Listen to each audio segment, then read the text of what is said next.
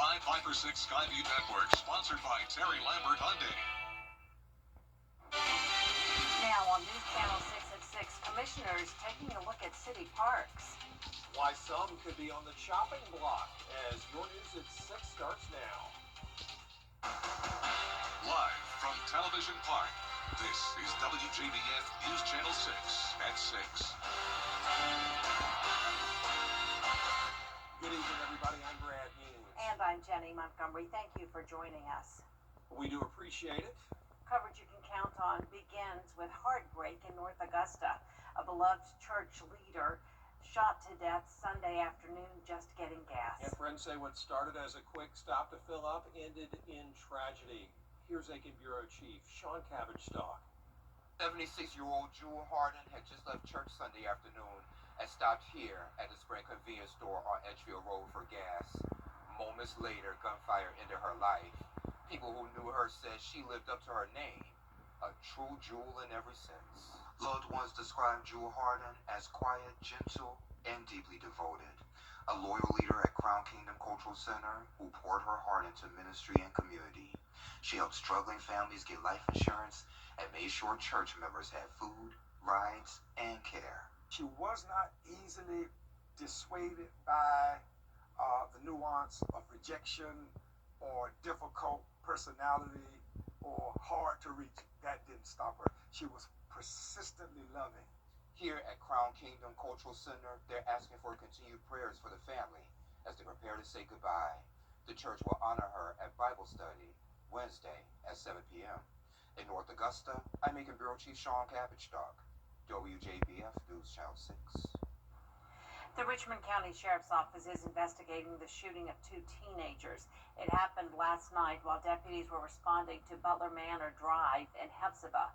Officers found one victim shot several times and another shot at least once. The victims are 16 and 18 years old.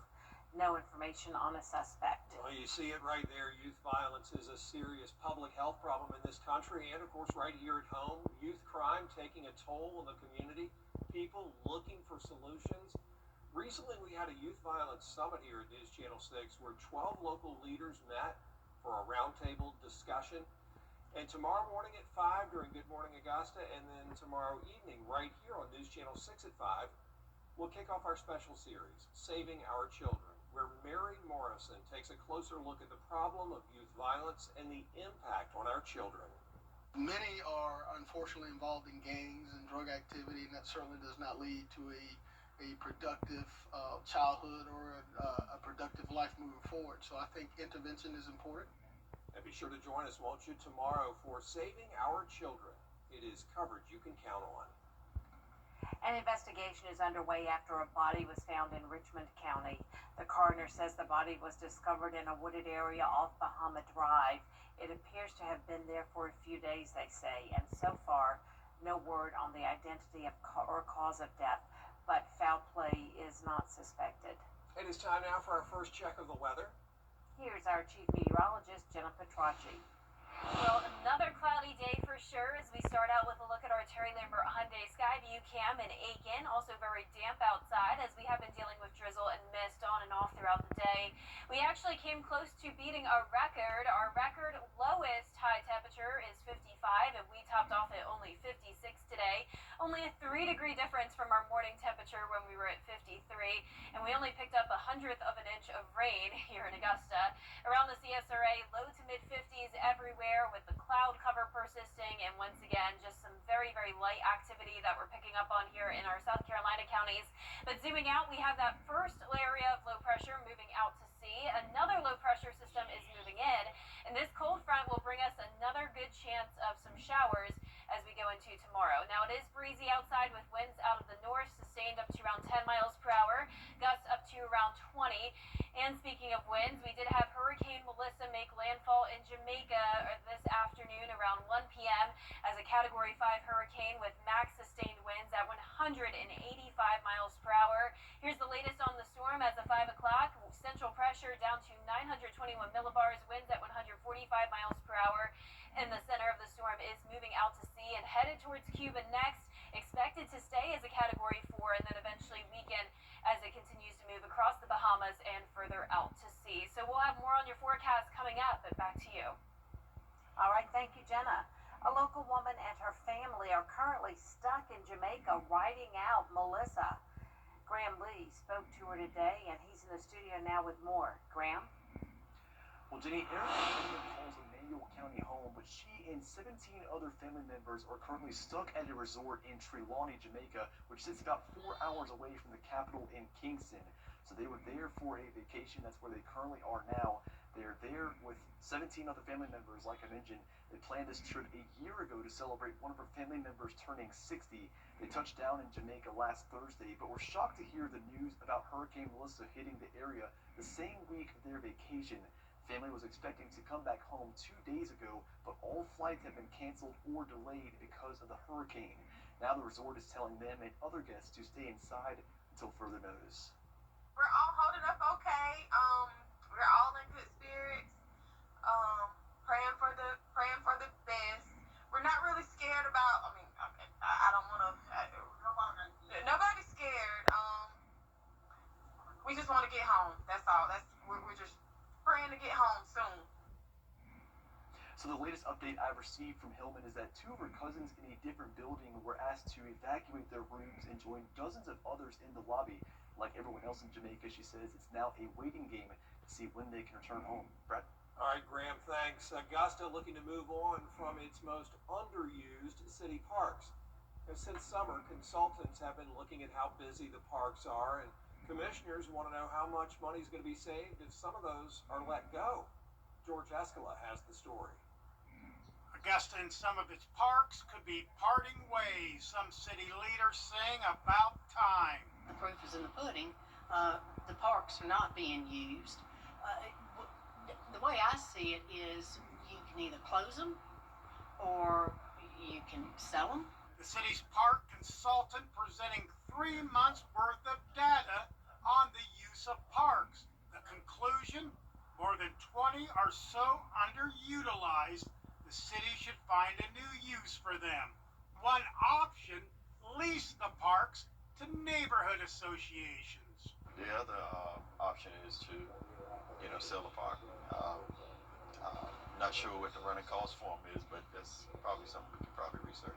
With the city facing a large budget shortfall, cutting costs is a priority. But closing parks can be unpopular. We're going to deal with that, but we also have to deal with the fact of what makes sense. What's the best use of dollars? What's the best use of making sure that it's maintained? A commission committee did approve a path forward, have the consultants come back with a report on what will the savings be if the underused parks are closed. For us to take a deep dive, we will probably close some, but what will close, I don't know. The data is in place on which parks are underused, but commissioners want more info on whether closing one or more would be worth it. In Augusta, George Escala, WJBF, News Channel 6. Via Cognitive Health's annual fundraising concert has become one of the area's most anticipated musical events of the year.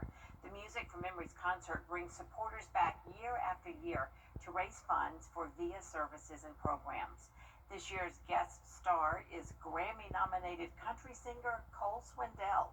And while the concert will be a fun night on its own, the funds raised will have a lasting impact. Well, music is always on here at VIA, and it's amazing how your mind might not be as sharp, but you'll hear a tune from years ago and you can still tap your feet along, clap your hands, even sing the words. So music is a unifying, great way to bring people together. Tickets for the 15th annual Music for Memories concert featuring Cole Swindell are on sale now. The show is Thursday, December 4th at Bell Auditorium. Get your tickets at the box office or online. Coming up, day 28 of this government shutdown. What the Vice President is doing to speed up the reopening process. Next. News Nation tomorrow. TV meteorologist Jennifer Tracci is back with us now. Well, it's very chilly outside still with the cloudy skies, and tomorrow we'll have another good shot at seeing some rain along with gusty winds up to 30 miles per hour, and then a nice sunny and dry Halloween. I'll have a look at your Halloween temperatures when we return. Right now, Busby's Heating and Air Conditioning is offering cash for a clunker. That's right, we'll pay you cash for your old equipment. I'm Rick Busby with Busby's Heating and Air Conditioning. If your system is old, now is the time to purchase a new high-efficiency carrier system from Busby's and receive cash for a clunker. Hurry, this is a limited-time offer. Now celebrating our 80th anniversary. Carrier, turn to the experts. When quality matters, call Busby's. Trusted since 1945. We are prime ready. The Live 5 for 6 Skyview Network, sponsored by Terry Lambert Hyundai. The Live 5 for 6 mobile app. Download it today.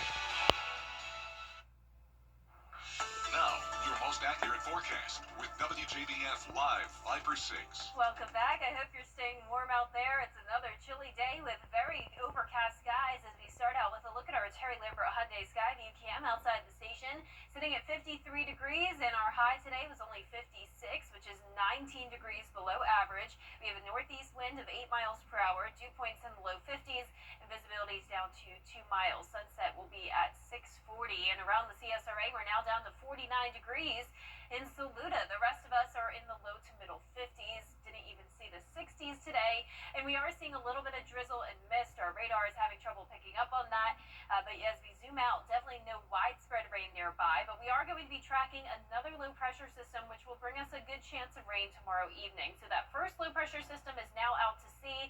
That's why we're getting a bit of a break today, but here's tomorrow's evening setup. So we'll have this warm front draped across the CSRA with a trailing cold front, and that's going to bring us a variety of temperatures. So some of us still topping off in the 50s. Most of us will be in the 60s tomorrow, but some of our southern line counties can even hit the 70-degree mark as that cold front moves through, and then that will drop our temperatures again as we go into the following day and our Halloween. But for tomorrow's forecast, 48 in the morning, and then we'll climb into those low to middle 60s in Augusta. Here's what lurks ahead for Halloween weekend. Really not a spooky forecast, though. In fact, it's going to be beautiful and sunny. We'll see a little bit more cloud cover on Sunday, but notice those high temperatures sitting about the same, and those low temperatures are falling big time, all the way down into the upper 30s. So need to bundle up when you're out Halloween night and then again on Saturday morning. But here's a look at the dew points as we will see drier conditions take over with the clearing skies. It's just going to be a lovely weekend for sure, just cold. But here's our futurecast tomorrow at 3 p.m. Our western counties starting to see some spotty activity at that point. And then what you're seeing here, that's the cold front pushing through. So that'll bring scattered showers and even some heavier downpours here and there, making it to Augusta around 8 to 9 o'clock Wednesday evening. And then this moves into our South Carolina counties around 10, 11 o'clock at night, and we'll be drying out as we go into Thursday. So our potential rainfall totals, not seeing a whole lot. Could have up to half an inch in some places with the heavier rain. Wind gusts up to around 30 miles per hour. And our temperatures for tonight going to be chilly. Once again, we'll be falling into the 40s. High temperatures tomorrow, mostly in the 60s, 60 in McCormick, but then 70 down in Swainsboro. Your 10-day forecast is showing the sunshine on Halloween continuing into the weekend with some isolated showers possible Sunday through next Tuesday. Now, congratulations to today's umbrella winner. That is Susan Colvin from Lincolnton. Susan, you can pick up your Bite for 6 umbrella here at the station and sign up to win yours on WJBF.com. All right, Jenna, thanks. Still ahead, the Westside Patriots looking to win a region title this week against West Warms. Hear what head coach Cedric Mason had to say in sports. It's a drop. Weather headlines on News Channel 6, brought to you by Southpaw Roofing. Think you need a new roof? Think again. Save thousands with Roof Max. Now, WJBF sports coverage you can count on. Well, this week marks the end of the high school football regular season. Teams still battling for a region title, which is especially top of mind for the West Side Patriots. Now, it's the battle of the unbeatens as the 9-0 West Side Patriots will take on the 2-hour trek to take on the undefeated West Lawrence Raiders. Now, the winner of Thursday's game will be crowned region champions, a goal that first-year head coach Cedric Mason and his squad set out to achieve since the very beginning of the season. Now, on top of that, the Patriots are seeking their first undefeated season since 1982. It'll be a tall task, but the Patriots don't shy away from the challenge. One of the first things I told the guys when they got here, just looking at the roster and the amazing coaches that we have, is that we have everything in this room, in the locker room, that is, to achieve all the goals that we want to achieve. One of the first goals that we wanted to achieve was the region championship. So, it's kind of been something we've kind of talked about all year, and, they believe in what we're doing. So, I mean, yes, there's pressure, but, it's at the same time, it's just, guys going out and executing. And kickoff is set for Thursday night. The sports team will be there at West Lawrence High School. Now, speaking of the 3A region, the fourth and final playoff spot is up for grabs this Friday night when the ARC Musketeers host the Aquinas Fightin' Irish. Both teams sit at 4-3 in region play. ARC leads the overall series 17-3, but they're hoping to avenge last year's 33-0 loss over Aquinas. Kickoff set for 7:30 p.m. You can catch those highlights and more on Football Friday night. Well, in college football, the Georgia Bulldogs gearing up to play against their bitter rival, the Florida Gators, in Jacksonville on Saturday. Now, the Dogs are coming off a thrilling 43-35 win over Ole Miss 2 Saturdays ago, improving to 6-1 overall. Georgia has won the last 4 meetings against the Gators and are 7-2 under head coach Kirby Smart. They'll also be playing a new-look Florida team who just fired their head coach Billy Napier earlier this month. Wide receivers coach Billy Gonzalez will serve as the interim for the rest of the season. Probably challenges, there's probably advantages. There's a new voice, sometimes new energy, sometimes change brings about a spark. I'm sure they'll change some things up, and not in disrespect in any way to what Billy did, but sometimes when you bring somebody in, there's new juice there. And kickoff is set for this Saturday, 3:30 p.m. right here on News Channel 6. Going to be a lot of eyeballs on this one, especially for all the Georgia fans and even Florida fans here in the CSRA. Sure, there are a few. Thanks, Gianna. We'll be right back. In this rap battle, we have the big insurance is limited. Reserve your table today.